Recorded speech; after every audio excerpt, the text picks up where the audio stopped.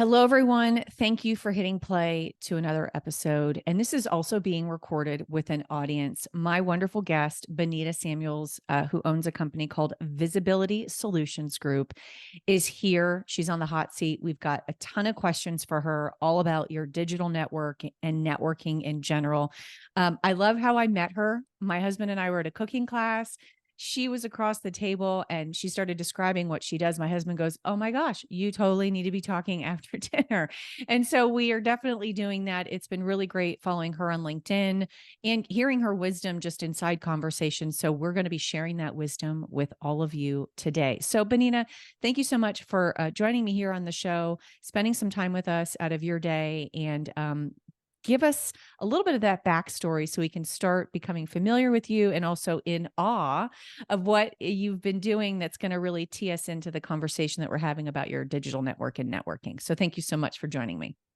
Well, thank you, Helani, and it's nice to see you again and actually see you. We connect online often enough. My backstory is pretty common for someone in my age. I started my career in global brand marketing at a big agency in New York. I often tell people that I was on the team that brought the I Love New York campaign to the world. It didn't exist prior to Wow. kind of dates me, but I've had the opportunity to work on lots of global brands. Everybody has brands I've worked on in their home. And, in the early 2000s, when the digital and social landscape started to emerge, I was in a position where nobody was really interested in it. And I was like, oh, figure it out. And so little did I know at the time that I was really becoming an early adopter. I was one of the early ones on Facebook, early on LinkedIn, and not because I was so interested in being a part of those communities, but really I was interested in what they offered from a business perspective. Hmm. You mentioned LinkedIn before. LinkedIn is my platform of choice. It doesn't mean that I don't appreciate Facebook and Instagram and all of these the other ones that continue to emerge. I continue to learn about them, but generally speaking, LinkedIn is my place, and I now focus on digital and social visibility with an emphasis on LinkedIn. Most people come to me because they think they need LinkedIn, and I would say, generally speaking, they do. Hmm. And, then and others come to me with that mindset, and we realize they really don't understand the digital or social landscape. And we need Mm. to talk about how to leverage that, because there's ways of leveraging it that are no and low cost to every one of us. So So true. that's my quick little I backstory. love it. And I don't think that's the first time I had the chance to hear about the I Love New York campaign. So, which is still alive today as a known thing. And so that's really fantastic. And you say you have this word in your title, and I talk about this not regularly, but it's a word I love to use, visibility. And if we think about, and I do personal branding as well, there's the component of visibility. How are you seen? How are you perceived? What is your brand? What is, something that you're well known for? And even though an individual who's an employee, quote, isn't a business, that visibility is still a big component. And so my first question is, what are some common underserving practices that hinder new connections when we kind of think about that visibility piece? Well, I think that, firstly and foremost, and when we talk about LinkedIn, um, I so often hear people say, "Well, I only connect with people I know." Mm, hmm. And that to me is like a giant red flag. No, no. I mean, I didn't know you. We had a conversation, at an event. I look at connecting with people you don't know very similarly to that. You Great would point. go somewhere and not talk to anybody who's around you. Why would you not connect with people that you don't know? So I always say, connect with those second level connections. You have somebody in common, because it's not really about who you know, it's often about who they know. It's Right. in that circle. The other thing is underserved on the platform is, you know, people are reacting to posts. You get Mm, like, you get that share, but the reality is that's not building your community in an authentic relationship way. You mm, need to comment. Comments are gold. Um, mm-hmm. because you're starting to build the relationship. You're creating engagement, you're getting to know the person. And honestly, that is one of the fastest ways to build a relationship that you can comfortably move those connections off the platform into conversations. And please don't cold message. I get cold messages. Well, first off, I get a connection request. And the minute that it says B2B, business to business, and and every now and then I'm like, all right, I'm going to give this one a chance. Boom. Like 2 hours later, I'm being pitched this thing. And it's interesting you talk about comments. Every now and then on the LinkedIn page, I can see the analytics of a post. I will see 45 clicks of the link to the article we're promoting for someone to read, but no comments and like 2 likes. And that's the behind the scenes for me. And so when I think about, gosh, I wish there was that engagement for someone that did click out to see the article and come back and say, this tip helped me.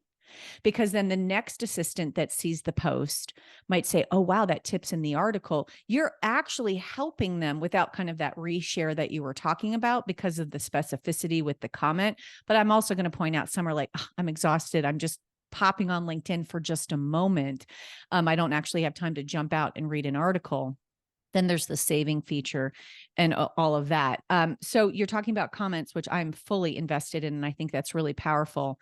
And then sometimes people get hung up because they're like, well, what do I want to say versus just an emoji of a clap? And there's a lot to unpack there. We could probably make that a great side tangent on what good practices are for comments, but I've highlighted here in case we've got a little bit of time because I know it's going to come up again. What are your top 2 tips for connecting with someone new? And you just said it, since a cold connection can be intimidating. Well, as I said before, always start with the second level because you already have some level of relationship there. Mm-hmm. But I have, what I call the power of three. Okay. If you are interested in connecting with me and Mm-hmm. we don't have a relationship and you ultimately really want to grow a relationship with me, I say, firstly, and this is one of the things that I always, excuse me, tell people is on the person's profile, ring their bell Mm. first and foremost. The reason you want to ring their bell on their personal profile is that you get a notification whenever they do something on LinkedIn. So if Mm. they comment, they post. So you will have an awareness when they're active on LinkedIn.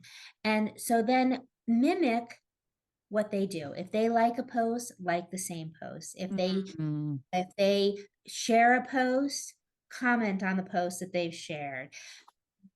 Take 3 touch points so that they see you actively on the platform. Once you've had 3 touches, you have an exponentially higher Yeah. acceptance for a Yeah. connect request. And in fact, you have a 60% chance that when you move them off the platform, if you send them a message in the chat to say, hey, I'd love to have a conversation with you, Yeah. 50% higher chance that they'll say yes. Right. Versus So, that completely out of nowhere left field. Where did you come from? What do you want? Right. and then the other thing is, don't be afraid if you have connections in your network who know the person, don't be afraid to ask for Yeah. That's a big introduction. one. People, I do believe that people are on LinkedIn are genuinely interested in creating that network. Mm-hmm. Mm-hmm. Yeah. I So, think that big ask is huge. I do get messages from admins saying, can you connect me with so and so? They're in my area.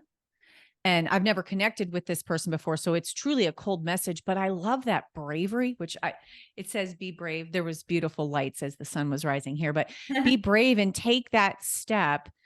Digital rejection might be a little bit better to digest and get past versus like in-person rejection, but it's also remembering that we're very busy and that if someone hasn't had the time to get back to you, so that be brave piece with going and trying that. And I absolutely love your suggestion. So just kind of recapping it, that 3 touch points, putting your name and liking something, commenting on something, that is totally tied into that visibility. And so Right. they're seeing that. And maybe 3 is a little too early for you. So maybe give yourself like 9 touch points. That way you're sort of building up that bravery to then send that message and say, hey, I really like your content. We have some things in common. I'd like a 15-minute networking call. Does that work for you? Or, hey, we could talk, giving the topic of what you want to talk Exactly. about, just giving that. And I think that bravery piece is really important. And I think that you just gave out a permission slip, which is a big thing for my audience. Just have some soft touch points, make 1 or 2 comments. I mean, I see names all the time. I'm like, I know that person. I don't even think I'm connected with that person right now on LinkedIn, but I see that person a lot. And that activity piece is key because then, to the point, the cold connection is flat. It's flat. Well, I mean, and Unless the you message you is really strong in the request, like, please help me. right. And then the message. You touched on 2 things that I tell people all the time. Firstly, when you mimic or do those 3 touch points, the way the algorithms on LinkedIn works is that firstly, they send a message in your notifications to Yes. anybody else who's engaged with that post to say, "Hey, Hilani, you may be interested in Hilani reacted to this." The other thing is you may or may not realize is when you comment, um, your that post gets pushed back out into the social sphere. So it's getting more eyes and it's enhancing your visibility and the person who's posted's visibility. Then the last piece, which is what you said is, oh, it's on social. The reality is social is a false sense of reality. People think they know you Yeah. because they see you on social. They see your name multiple times, so they already feel like they have a sense of who you are and that they know you, even though the reality is, as we know, you may not have ever even spoken to the person. Yeah. But increases the opportunity and makes it easier for people to say yes. Because that And name is familiar too. Yeah. yeah, yeah. Hmm. Yeah. And that's important. And it comes down to warmth. We were really created for connection, which is where I think the good of social platforms is serving. And then it's also, there's definitely negatives, which many of us realize. Okay, so this is a great segue, kind of thinking about 3 parts with what our time here is making those quality connections. We'd love to hear a story where a conversation led to a quality connection in a time when it didn't go well. And maybe what are some best practices you gleaned from both the went well and not so well? So we love stories here. So what's a story you have? Well, I guess so. I had done a post on the importance of it's actually interesting. It says important on commenting, Mm, in turn, connecting with people that you don't necessarily know. mhm. And ironically, in that particular post, I had a gentleman who commented and said, I don't connect with anybody, I don't know, and gave a whole long explanation why they didn't do that. They didn't practice that. And so I responded, we had a conversation in the post Okay. about how actually, here's why. Yeah. And you say, you're not gonna have a conversation with somebody you don't know, but you've just now You created just a initiate. Yeah. yes. And in turn, that conversation went offline and we had a one-on-one and we've stayed connected and it's just one of those funny things that we always chuckle about because Yeah. it really changed how he viewed, and the reality is he initiated it because he Right. commented Because he commented. on Yeah. that's right. Full circle. The Oh my flip gosh. of that, of course, is I recall a time where I commented on a post, and the post itself was about the I use the term evolving gender identities. Mm, And I hit a very raw nerve with the mm, post, um, because their point of view was that my statement showed a level of lack of understanding and ignorance because this has been around forever. And my generation, I'm an Xer, almost a boomer. You know, this is new to me, but I got this crazy irate response, and mm, a ton of people responded to it, and it put me in a awkward, kind of uncomfortable situation. The outcome of that is I just stopped the conversation, yeah. because that was the best approach for me. But, what did I learn from these two? Well, did I learn or did I know? Maybe is so much of the engagement that we generate on LinkedIn or and possibly on other social platforms Mm-hmm. comes from a point of tension. Mm, The reality is, every single person on LinkedIn has the commonality that we all have a point of view. mm-hmm. And the idea of content and engagement is about sharing your knowledge and your point of view. And we have Mm, to understand not everyone's going to agree with you. I right. always I always tell a story about somebody did a post on this post was very simple. I didn't like the post. It was, do you like crunchy peanut butter or creamy peanut butter? Now, I personally did not feel like there was any place on LinkedIn for that post unless Sure. you're a peanut butter producer. Right. And so I ended up writing a post about it and said as much as that, and then talked about some education of how to use LinkedIn. But the reality is that post got a bunch of comments Oh because yeah. everybody has an opinion if you like Yeah. crunchy or creamy or you don't like For peanut me, butter. it depends on the day if I want crunchy or creamy. I wouldn't have known how to vote. So yeah, interesting. And I think you bring up a good point on that point of view. And then that might be where you might scroll and think, oh, I want to comment. And then also there's the too long don't want to read TLDR on like your comments going to be really long-winded. And then you have to stop and say, is this energy I'm putting out the right energy for the way that I want to use this tool? Right. There's I've seen sometimes on LinkedIn comments that say, this is for Facebook.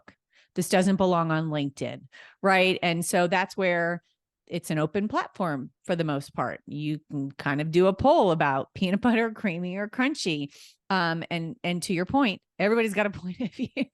Whereas in the other comments for that post, it was like, wow, congratulations, this is beautiful. So yeah, that was both the Well, blend and of the good and the bad of the you know, you platforms that you is.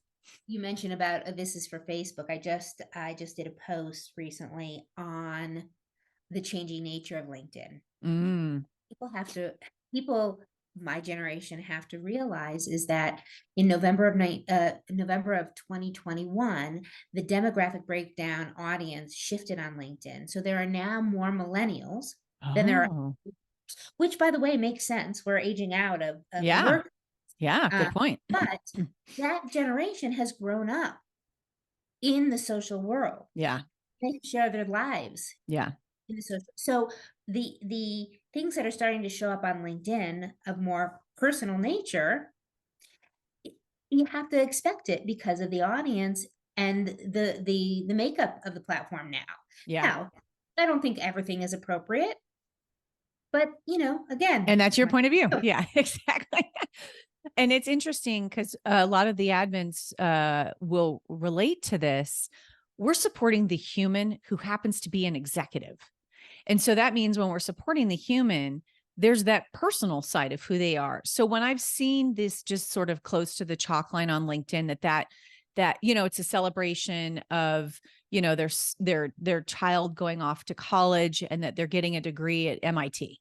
I'm like, well, that's a little bit of business because it's leaning them into quote, the future of work employee. So, the peanut butter one is clearly something that sounded fun and maybe it was like a fun Friday thing or whatever. But yeah, I can sort of see myself watching that transition, and then if there's someone who's a keynote speaker who wants to use LinkedIn to show that they take time off for themselves because their keynotes are about taking time off, that has to make sense for them in their business visibility. And, hey, Exactly. book me, by the way, at your next conference for your leaders. So yeah, so I can see that.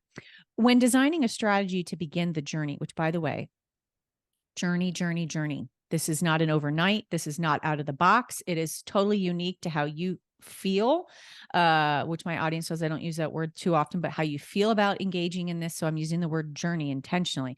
When designing a strategy to begin the journey, what's the right time allocation someone should put into the process for a positive return plus some realistic expectations with that time allocation? Well, you use the journey, and so I'm gonna kinda start with the end and Nice. reverse comment here is that, you know, using, LinkedIn particularly to increase your visibility and grow your reputation is a long tail game. Mm-hmm. Not you don't become known by everybody overnight, and just as fast as you become known, Even you if you can want to be disappear. viral. Yeah, exactly. Yeah. And truthfully, the goal of LinkedIn is not to have viral posts. That's not really the essence of the platform. But when you're putting together strategy, I always tell everyone, you really don't need more than 15 minutes a day. I often start my morning with my coffee or my beverage of choice, and I hop onto LinkedIn and I run through the navigation. I check my notifications, I check my messages, I check my network, and then I scroll into my feed. And, I make my few comments and all of that, and then I'm off. Now I keep Mm, in the background because it's part of my me too. DNA. Yeah. But the reality is, those 15 minutes a day, just doing those few things, one, increases your algorithms on LinkedIn. So Nice. you increase your social selling index and LinkedIn shares more of your stuff. Two, you're showing up in front of people.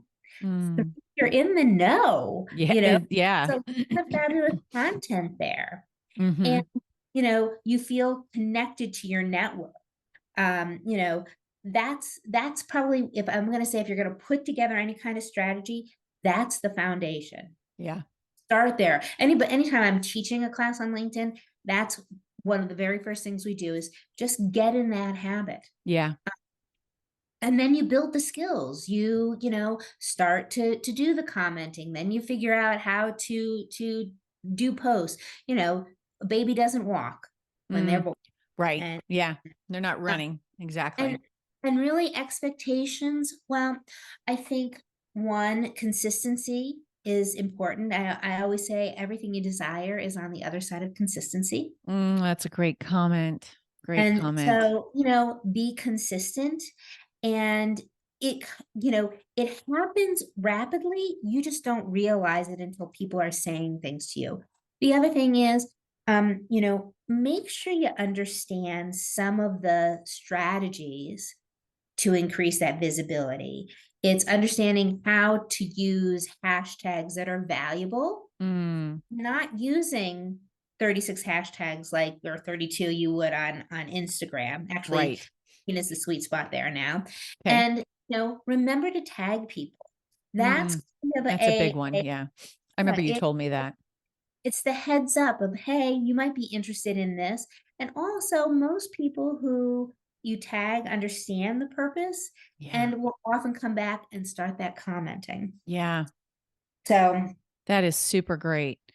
What should someone consider when they run into low or no response activity when attempting their digital journey, right? Digital growth, digital yep. journey. And I've been doing some neuro pathway research, Uh-huh. and one of the big tips is writing your name with your non-dominant hand. That level of being uncomfortable is also why people stop building new habits, which then the new neural pathway doesn't. spark Oh, and begin yep. to develop. And so when we invest the time, the 15 minutes that you've given us as the guide, and then it can build, and or you might miss a day, whatever, it's okay. That time of building, and then it's the rejection of like, no one's commenting back. I tagged Talani and she never got back to me, which wouldn't be the case, by the way, if you guys tagged me. But now I'm embarrassed. It's out there. There's a tag and there's no comment. Do I send a message to that person? What might be something that they should consider when the engagement is low or there's no response with them trying this journey? So I would look at a few things. One, I often see that people who get into the place of posting too often fall into the trap of posting about the business or about business Mm, over and over and over again. And they have stripped out the personal aspect of the content. So, firstly, evaluate your content, making sure that if you're posting for an employer or you're trying to build your own personal brand, do not do post after post that is stylized. That's not really the essence of LinkedIn. I talk about social networks differently. I think of LinkedIn as a social networking platform versus a platform like Facebook as social media. mm, And great so differentiation. Yeah. really encourage content to be 80% from the first person. Mm-hmm. Evaluate your content. In evaluating your content, look at its length. You know, Contrary to LinkedIn metrics, LinkedIn says longer posts perform better. I have never seen that. Never ever seen that. TLDR, too long Yeah. didn't read. That's me. Yeah. I'm like, I'm scrolling, judging. I'm admitting this here. I'm like, is someone really reading that whole thing? And And there's so, and there's not even a photo to hook me to figure out, right. try to create that intersection of, okay, the photo, how does that tie into the body of the text? Interesting. Okay. And that first person is really beautiful, which then kind of goes to the part that we were just covering, like how much is personal. And you can still be professional, like at the office, this, and this is happening for us. I'm so excited. Right. Exactly. Yeah. Yeah. Taking it from a first person position, you know, is that first step. And when I say personal, I don't mean it has to be the story about sending my daughter off to college. Right. It could be, maybe it is about my daughter sending her off to college, but the post is really about balancing my work and my personal life and what I discovered in that journey. Yeah. Um, the other 20% can be branded business stuff. And I generally say for the branded business stuff, if you are trying to build yourself as a brand or you are representing your executive leader on the platform, the business focused stuff, talking about the company, what the company's doing, promoting events and things like that, do that on the business page and then share it to a personal page Right. Yeah. and then put your own first person messaging around it. Yeah. It will greater value. The other thing, and you talked about it, is the imagery. Um, Images are secondary to video. Video, I Still. think I Yeah. mentioned to you that video has 90% retention over all other type of Wow. content. And I have to tell you that I've done live TV in my past life, and I struggle with video. So who knows? Maybe I'll jump on that boat. But video with captions, because people watch video but read and don't Yeah. listen. Yep. Try that. That will create a differentiation.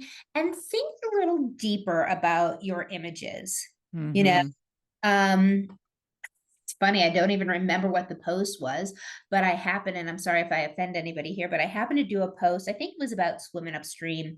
And I did the image was sperm. Okay. My husband came up to my office and said, "Honey, do you understand what you posted?" Right? Yeah. Did you read the, and Yeah.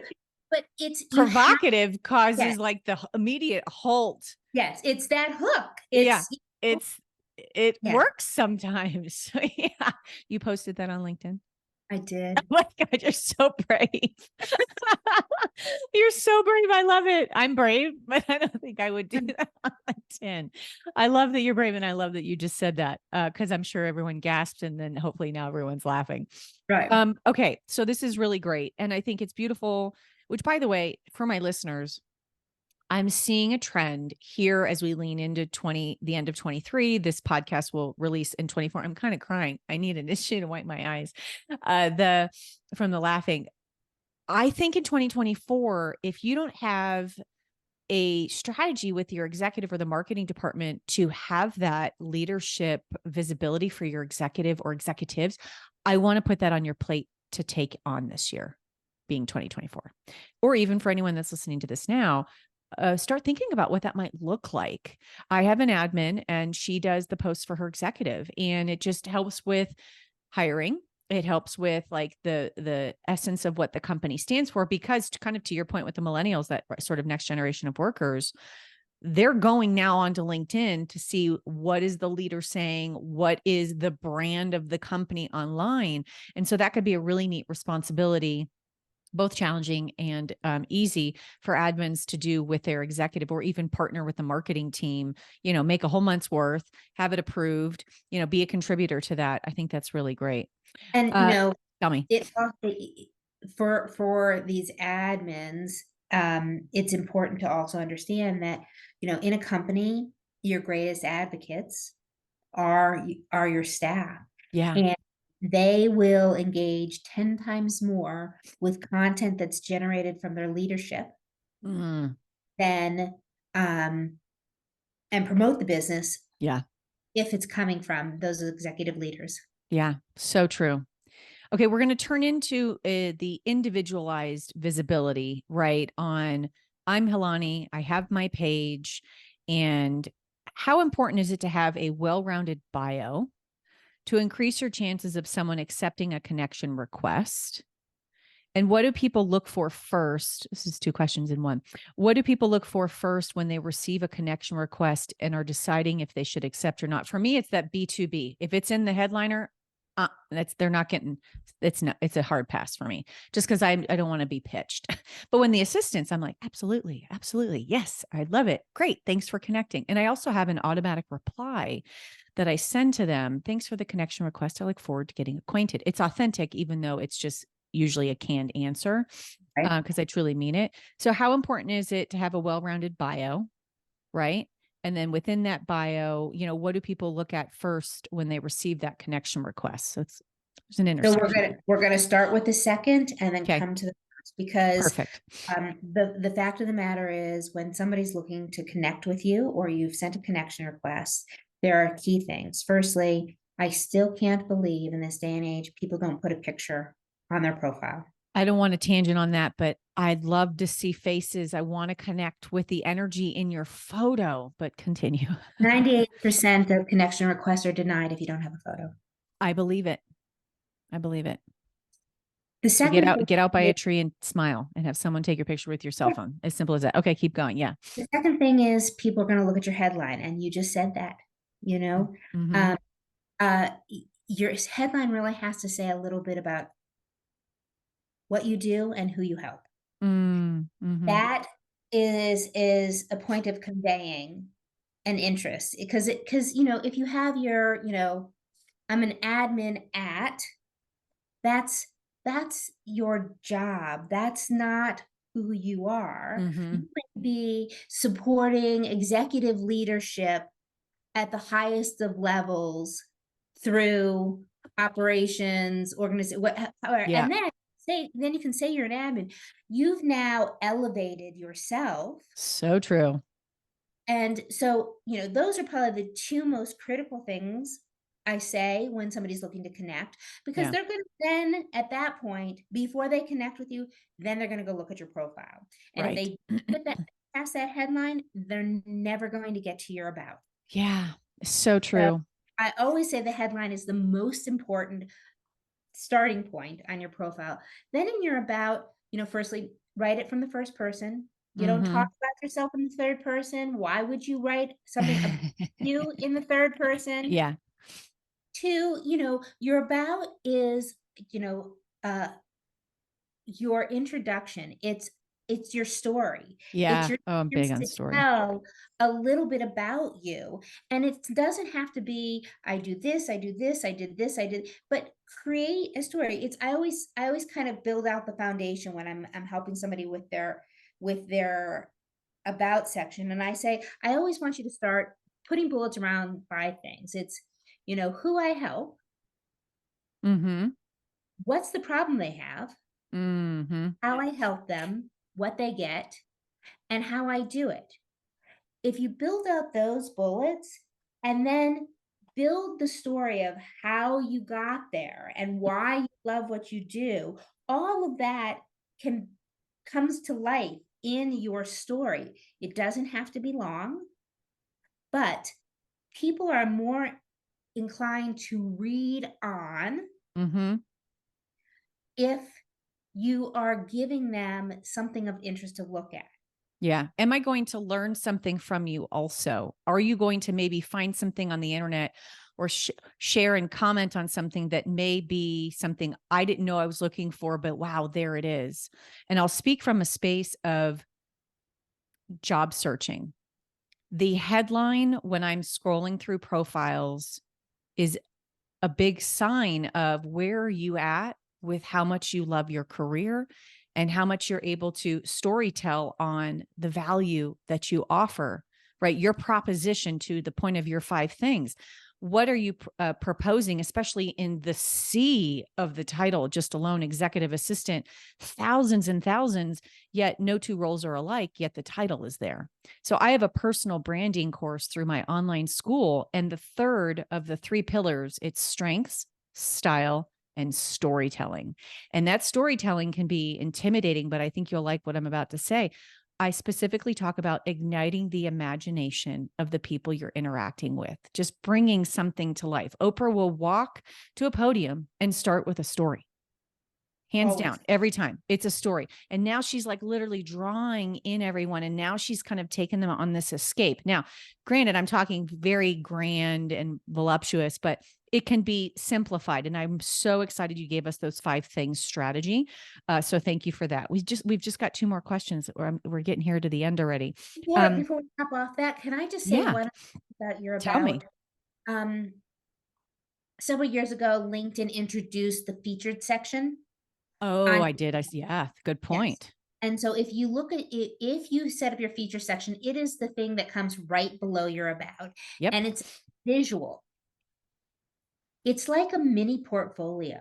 You put, Hmm. you know, a, even as everybody's role, you have things to share from your experience. It might be you at an event with some leadership. It might be a certificate of completion for some course you've taken. There are all these things for me, I do a lot of content and creation, so Yeah. I do that or the podcast, but don't ignore that because that is one more thing that's going to enhance your Hmm. profile and keep people interested to learn more about you. You speak about the headline and you're talking about admins. You can search looking for executive admin and you're going to probably get, Tons. 800,000. Yeah. But if you optimize that headline like we talked about, yours will pop higher up. Yeah. Yeah. So So important and so true, those 3 things are so valuable. which is big on that personal brand piece. I'm so much on the mission of everyone should know that their greatness separates them from being, and it's a big air quotes for my audience, just an assistant. And it can start in this, by the way, you put one up and you kind of see how it feels and you don't like it and you get to change it. And this is a word I don't use too often because it's false reality, but you have control of, but in this case, you ultimately do. You have control about kind of how that's representing you through the storytelling, the practice, the great 5 things you just told us to kind of have that foundational on the starting part. And that featured section is key. If you've created that original content and you've shared it, and by the way, it doesn't need 500 likes and 100 comments to get it in the featured section. I think I've got a few in my featured and they have very little quote interaction with the outside. But it's important for me to want to share those as a feature. So that also ties into what we said earlier, a little bit on that bravery, right? Not getting traction, no response or low response, or I sent it and I can tell they rejected it. Now I'm embarrassed. We've got to work with those emotions and push through. Yeah. Okay. Where are some best practices for utilizing the LinkedIn platform to find connections that are mutually beneficial? So the first and foremost is you are connected with somebody right now that you find very beneficial. Absolutely, right? Mm-hmm. So go to their profile. If because you're connected with them, you can look at their connections. Mm-hmm. And you have to understand you are now already a second level connection because you're connected with the first person, that person Yeah. who meets that profile, and go through their connections to see Mm-hmm. who represents a similar type of person, background, industry, whatever it is. Yeah.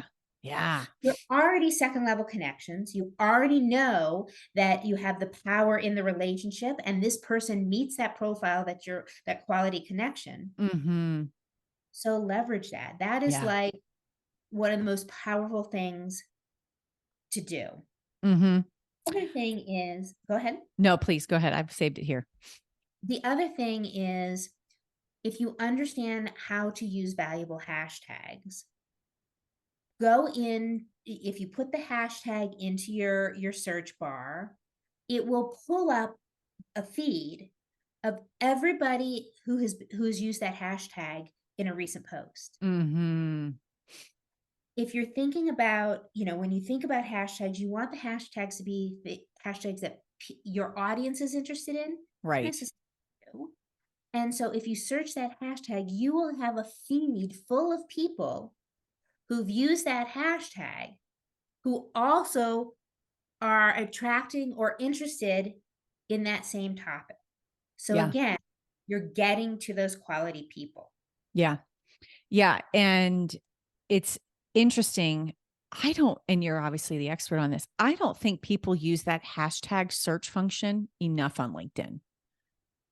And so I created individual videos for my personal Helani Ellis page, which are hashtag Helani tips. No one else is going to have that, I'm imagining. And so that makes it even more unique so that it's also helping me that when I share with my client email list, they can click on it to go just also, I'm moving them direct, making it easy right to that feed for those tips. The one thing Unless about someone that, wants to take Bonnie, it. Yeah. is make sure you're having people follow the hashtag. Yeah. And so that was kind of my next thing is EA podcast has a low follower of the hashtag. Exceptional admins, low follower of the hashtag. Is it if they follow the hashtag, it increases something? Yes, yes. Okay. See, so you think about it, a hashtag is really a alert Mm, that this content is something that you're interested in. So I use LinkedIn tips. Now that one works for me both as a consumer of content and a sharer of content. mm-hmm, I use that because I want people who are interested in LinkedIn tips to see my content. So if they mm-hmm, are following that hashtag, my content will have a higher opportunity to get into their feed and they'll get notifications. mm-hmm. I follow that hashtag so that that content gets into my feed so I Yeah. can see others are sharing. So the reality when you use what I call a glamour tag, when you Yeah. if there's nobody following it, Yeah. nobody's going to know, nobody's going to get a notification Mm-hmm. that you've posted something new on it. So Mm-hmm. the more people who follow the hashtag, the more valuable it is. All right, I got a lot of work to do for that glamour hashtag now, And which I the was other doing it. Yeah, I like that glamour hashtag. the other thing there too is, we talked about people don't use the search. So an Yeah. inside secret, there is a Chrome extension that you Okay. can download for free that when you type in a hashtag into a post, it will pop up and tell you how many followers it has. Oh my gosh, that's so fun. So you don't have to search to find those Oh, quality. how great to have that as a Yeah. resource. And which is so great because it goes to our last question here. What might be some underutilized features on someone's LinkedIn page that would foster deeper connections, and kind of leaning into the hashtag piece, which then the Chrome extension that you just mentioned, which is awesome. What might be some of those underutilized features? You mentioned the beauty of that featured section, the headline. We've talked about that. What might be some underutilized? So I think this is a little known element that LinkedIn added in about 18 months ago. And I think I've mentioned this to you in the past, is the bell. Mm, yeah. So you look at somebody's personal profile that you have connected with, and the right-hand side near where it lists their company and their education, there's a little bell. Mm. You tap that bell, nobody but you knows you tapped it. But what happens is every time that person does something on LinkedIn, you get a notification that they've done something. Nice. So if you're interested in building those 3 touch points, Yeah. or you're interested to see what's happening within a company, or your boss is trying to cultivate a relationship with Great stuff, point. you can ring that bell and you, unbeknownst to them, are getting information Yeah. to be able to foster and build that Mm-mm-mm. relationship. That is LinkedIn so great. Navigator offers Right. specific training. This is kind of a way of doing it without paying for the enterprise platform. Yeah. It's so interesting. And something came up when you were talking about the bell, just kind of here as another action item, but also a permission slip. Pick maybe, and this is my personal opinion, because I have a point of view, right? Like we were talking about earlier. I would say to ease into this journey is pick one or two people, three max, that you want to start getting these habits going, testing it out, and maybe start, to your point, to that second level person, right? So there's already that connection with someone else. What are some final thoughts on just that thought I'm sharing here, of like having it be one, two, or three people to just kind of soft in? If you start trying to do 10 or 15, there's the overwhelmed, and then there's the I'm out, because you're already so overwhelmed with, life and business and work. So what thoughts on that? When it comes to wanting to build a real relationship, Sure. I always say focus on the few. Yeah. Yeah. It Love becomes it. easier, and then what happens is it becomes a natural thing. The other thing is, if you're looking to cultivate in one area, you really do want to focus on the quality, not the quantity. Yeah. It- Quality, not quantity. Ugh, perfect. We're going to end right there. Benita, I've got so many notes. I'm so excited that you were able to share this time with us and give us an opportunity to pull wisdom from you on something that seems easy to do, be it LinkedIn, but there are advantages to, be better at it. So thank you so much, Benita, for joining me. My pleasure, Halani, and any of your audience, please feel free to send a connection request. Ah, I accept pretty much almost all of them. And, you can always message me with questions. I'm happy to be a resource. And, you know, I love the platform. It has so much value. So thank you so much for inviting me to talk to your community. And I'll see you on LinkedIn. nice. Thank you. I'll have all of her details in the show notes, everyone. Thanks again.